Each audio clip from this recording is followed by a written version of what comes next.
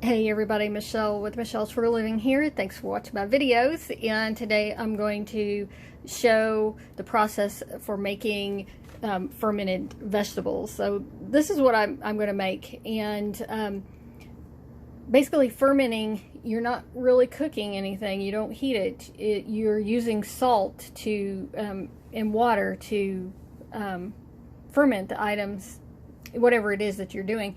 And you can do a big variety of foods fermented. Anyways, it causes good bacteria to grow in there and kills off the bad bacteria, and it's really good for your gut. And it's instead of going to the store and buying probiotics, you can eat fermented foods and do really good things for your gut the same way probiotics do. Okay, so what I call this is fermented vegetable mix because I'm going to use all this variety of vegetables that I have right here and fruit in one and make this. So this, I happen to have gotten some of these rubber lids that have a little, they're like a little nipple on them so they can breathe themselves, because what happens is gases build up in this over the course of a few days, and the gases need to escape. Okay, but we'll talk about that when I get there. So basically it's like a slaw, okay? So like a vegetable slaw mix, okay? And if you've never had fermented foods, they're sour, okay? They're similar to pickles, but I find them to be more sour than any pickle that I've ever had, right? So just be aware of that. That's what it is, okay? So when I made this, I had zucchini and a cucumber. I put an apple, an onion, some peppers, some radish, some garlic, and this one has, I used some bread and butter pickling spice in it. So really, you know, use what you have, and that's the whole point of this. I happen to have some of these carrots right now that I want to use up, so I'm going to put those in there. But basically, I'm going to use all of this. When I made it before, I ended up with 2 quarts, and I didn't have a zucchini that was quite as large as this one. But anyways, and I used 2 quart jars. You don't have to have these kind of jars. You know, save your food jars. These were pickle jars. These were salsa. And just use some glass jars that you have, okay? And everything. If you've never fermented before, it's probably a good idea to watch a bunch of videos. This is what I did, watch a bunch of videos about fermenting to get an idea of different things that you can do with fermenting and what it takes. Also, I read some blogs. I got a book from the library and I read that. And so a couple weeks ago, I had a book about fermenting I was reading, and they were showing how to ferment zucchini sticks, you know. So and you could chop them up whatever size you want or shape that you want and ferment it. You know, you don't have to grate it, okay? But I'm going to use this little box grater to grate these vegetables. And anyways, I'll talk about that in a minute. But anyways, you want to use glass jars, and I do have the lids for these, and I'll just use these again. When you put them on there, you're not going to put them on tight. You're just going to use them to keep bugs or whatever out of them, okay, and keep it protected. So you can season it with all kinds of stuff, you know, or not put any seasoning in there at all. You know, I'm going to use some, it says some McCormick's herb blend. I'm going to use a little bit of that, but certainly if you want it to be spicier, you could put you know, some red bell pepper flakes in there, or just if you have a spicy thing like a jalapeno or whatever. Now I'm going to do it in these little jars because well, it's what I have, but I'm going to give these away as gifts. And I'm not going to put the jalapeno in this one. I just put it there because I had put jalapeno in this one. I got some minced garlic in a jar, so I'm going to go ahead and use that to put some garlic in here. But if you have fresh garlic, certainly use that. The type of salt, you want a non-iodized salt. So regular old table salt is not going to work for you. You can't have that iodine in there, okay? So, you know, I use the Himalayan sea salt, Himalayan salt, or the sea salt, you know, that doesn't have any iodine in it. And so whatever you want. You also don't want to use tap water because it's got too much chlorine in it. So just use some bottled water or distilled water if you have that. because you're going to have to, they have to be completely covered in the brine solution. Okay, I had a little bit of sugar. You don't have to, but you can put a little bit in this. It just made it a little sweeter. So, oh, and if you're using cucumbers, cucumbers will get mushy really fast from fermenting, unless you put some black tea in the brine, or you need a grape leaf, because there's some tannin or something in them that keeps the cucumbers from getting mushy. And I don't know if other vegetables need that too, because I certainly made some mushy cucumbers pickles before. So I'll show you what I do with that tea here at when I get to that step. So yeah, basically we'll go through it. I'm going to cut up these vegetables, get the, you know, peel them or whatever I need to do to them, get the seeds out of the cucumber, and get them ready, and then I'll show you how I'm going to grate them up. Okay, so I got the seeds out of the apple. I peeled and seeded, got most of the seeds off of the cucumber, because I think that could go mushy, and then also the seeds out of the yellow squash, because I think, you know, that's kind of rubbery. So if the center of this zucchini is too soft and doesn't want to grate up very well when I get to it, I just won't add that. I'll just grate around the center and everything. So took the seeds out of the peppers and everything. All right, so I got a box grater. If you got a food processor, that would go a lot quicker, right? And you wouldn't have to do that. And I have to have this really small one here at my man's house. So anyhow, I just want to grate everything up, and so this is all I'm going to do, you know, and I got this big container that it's going to catch it in. So I just want to grate all of this up, and then I'll mix it.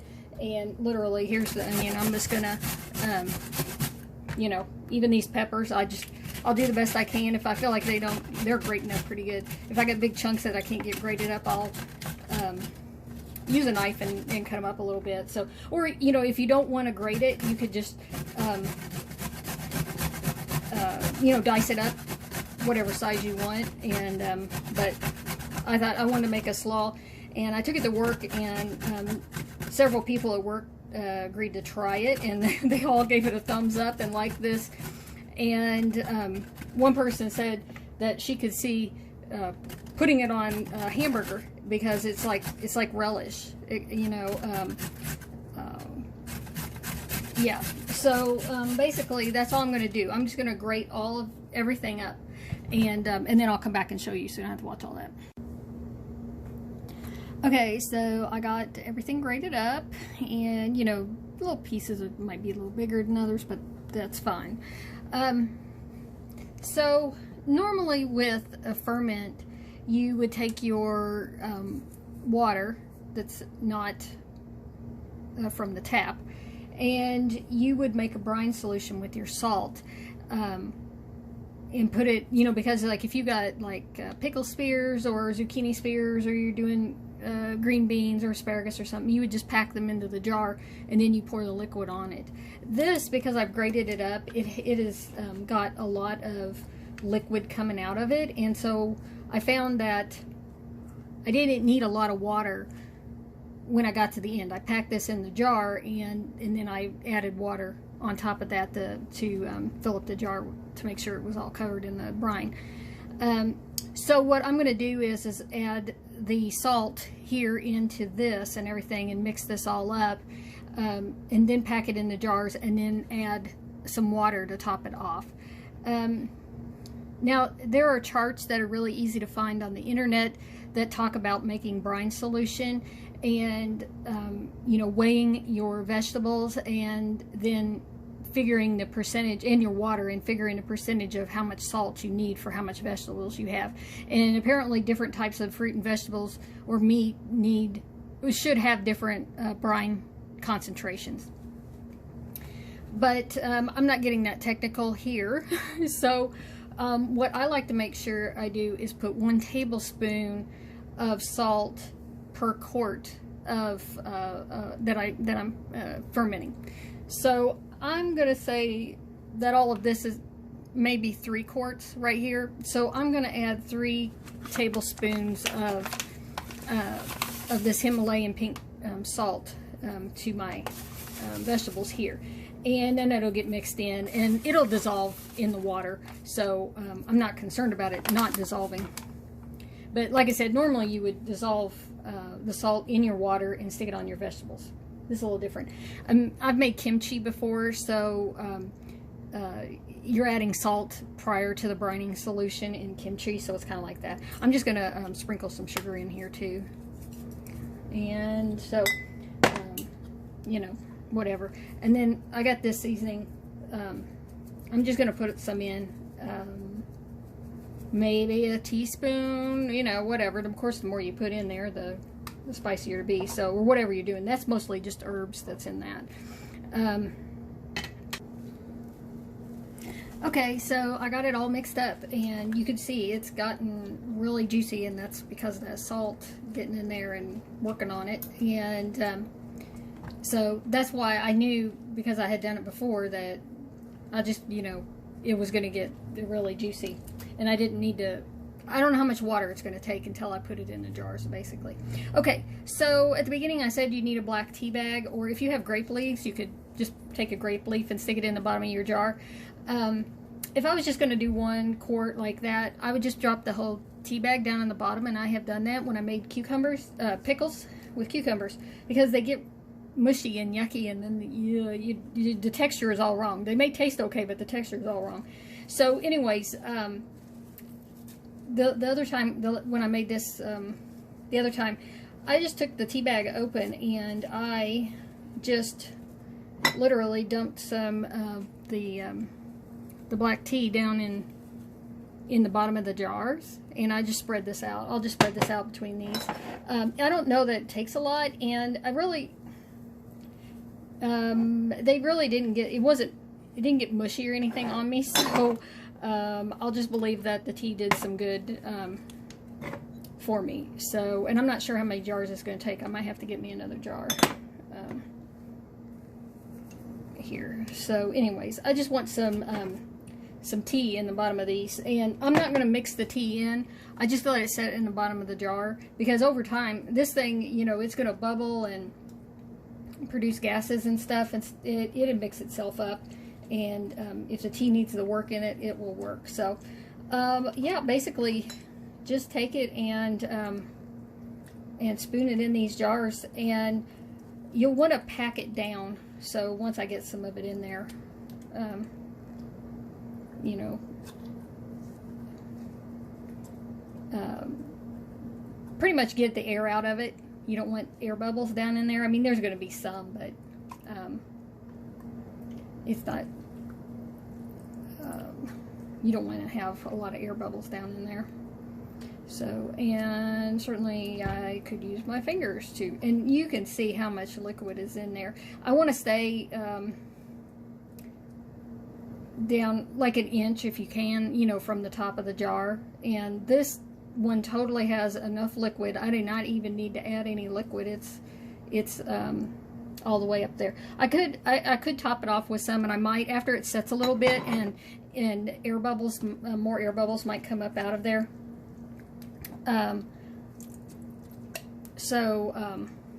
Yeah, I keep an eye on it for a while here when I first get them made, and just to make sure. You don't want any of the vegetables sticking out the top, and that can be a big problem, you know, when you're you know, if you're doing like spears, cucumbers or zucchini or whatever, you got to pack them in the jar so they don't float up out of your brine solution. And yeah, this is extremely juicy. Okay, so I'm going to go ahead and get these in the jars, and then I'll show you how to take care of them after that. Okay, so I got them in the jars, and you can see I did not have to add any water to this batch at all. And when I made the 2 quarts before, the one that I showed you at the beginning, I just needed a little bit of extra water in them. So this time the vegetables were juicy enough that I didn't even need to add any extra water, so that's fine. And I got it all in these jars right here. So this lid allows some air to escape, but I have found that like when it starts bubbling after a couple of days, some of the mixture bubbled up and it actually came up in here, and I guess it kind of clogged up that hole. And so like this thing was stretched as much as it could because I had screwed the lid down on tight. But normally this thing should release some of the air itself and not allow bugs to get down inside of here, okay? So this, it's okay to have if you've got these kind of nipple lids, and you can buy them on the internet, they're easy to find. You can have the lid screwed down tight. You can use a regular canning jar lid if you want. You just don't want it screwed on tight. You need to leave it off a little bit so that when the gases are in there, they can escape, okay? And you'll want to set it in a bowl or something. I get these in this container here. So when it does bubble up, and these got pretty full, they're all pretty full. These will bubble over actually, and you think that can't happen, but it does. All this, and then because in about 2 days, and I'll show you, little bubbles will start forming in here, and it expands, and then it bubbles over. So I go through it. I just knock the little bubbles out, get it to go back down, and whatever. So you got to check it. You got to burp them. So these lids are not screwed on. They're just sitting on here. Otherwise the pressure will build up. So yeah, they just need to sit. So it's fine to have them sit out on the counter, especially if you're just starting and you're not used to thinking about them. You could set them in, you know, like in a pantry closet or something like that. But you got to remember they're there, right? And it does start to smell in your kitchen after a couple of days when the fermenting starts going. And I think it smelled really good when I did this before. So we'll check back. Today is Sunday. It's like 5 o'clock on Sunday. So we'll check back in a day on them. But I like to let them sit for at least 5 days, in my opinion. I don't feel like much is going on if you don't get up there. Some people are diehard and, you know, oh, it's got to sit for a month before they'll eat it. The longer you let it sit, I think the more sour it gets. So you can taste it along the way. But anyways, we'll look at it tomorrow. All right, now it is Monday and it's about 6 o'clock in the evening. So it's been a whole day since I made the ferment and started it, and not much has happened on these. So they've got a little bit of bubbles in there forming, but that's about it. So we'll look at them again tomorrow. Okay, it's Tuesday, about 6 o'clock in the evening. So now it's been 2 days since I made my ferment, and I can start to smell it just a little bit over here, and you can see like liquid has come out of these jars. They're all the way to the top. If it becomes too much of a problem, I just get a plastic knife and do this and knock some of the air bubbles out, and it'll get it to it'll settle down, get back down off of the top, and then, you know, and make sure, I like to go ahead and turn the top over. That way, if there possibly is anything growing on the top of it, it goes back down into the liquid, and the salt will kill it off and everything. So I'll do that with all of those.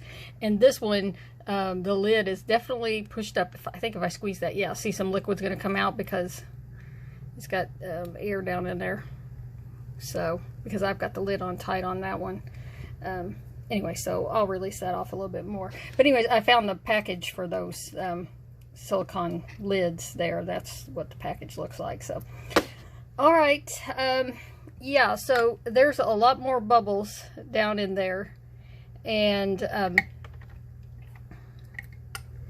yep. But I'm going to let them set some more. I want them to go, like I said, at least 5 days. We'll check back tomorrow. All right, it's been 3 days now, and yeah, they're still doing good. They've bubbled over some more, and I did clean that out from yesterday after I made my video. I rinsed all that out because I don't want it to like attract bugs and stuff like that, whatever had happened, and, you know, be sticky and stuff. And I did close the lids down tight, and I rinsed the jars off also, just to clean them up a little bit. So, but they all look good, they smell good and everything. And yesterday I mixed up some salsa, because I had some tomatoes out of my garden and jalapeno peppers, and tossed in onion and green bell pepper, and then just salt. I didn't need to add any water to these. The tomatoes were juicy enough, and I just mushed them down into the jar, put some garlic in there and some pepper seasoning. You know, if you got some salsa mix stuff, if I had some cilantro, I would have thrown it in there. But anyway, so I've made this the same way I make fresh salsa when I have the tomatoes during the summertime. Anyways, like this, and I just, you know, put it in the fridge and eat it. This, I added the extra salt, and I'm letting it ferment. I've never made fermented salsa, so we'll see how that goes. But anyways, there's that. All right, so it's Thursday, 6 o'clock at night, and so 4 days this has been fermenting, and you can see that the liquid has gotten a lot darker. It's cloudier. That's what happens. Okay. There was all kinds of bubbles. These were all up, overflowing again on the tops. I should have divided this all and put them in another jar, and everything, so they wouldn't have overflowed so much. But yeah, I went ahead and tasted all of these today, and they taste just fine. They have that sour pickled flavor, and yeah, so they're ready to go. I usually let mine set a little bit longer, 7 to 10 days, but I want to give these away, and I got to take them with me tomorrow. So this is going to be the end of the video, but yeah, it just, you know, when you put them in the fridge, they will continue to ferment over time, just a lot slower than if you have them sitting out at room temperature. So, okay, anyways, so that's going to be the end of it and everything. I just want to mention my salsa, you know, just, it's really new. I did taste it. It tastes fine, except it's, it doesn't have really a fermented flavor to it yet. So, but it has been bubbling and everything. So I did stir the tops down back into it, you know, to turn them over like I did with all of these. So, and when I give them to people, I tell them, you know, what it is, and, you know, that it's okay to go ahead and put it in the fridge and everything. But if they left it out, it'd be okay as well, because it's fermenting. So, all right, thanks for watching, and have a great day.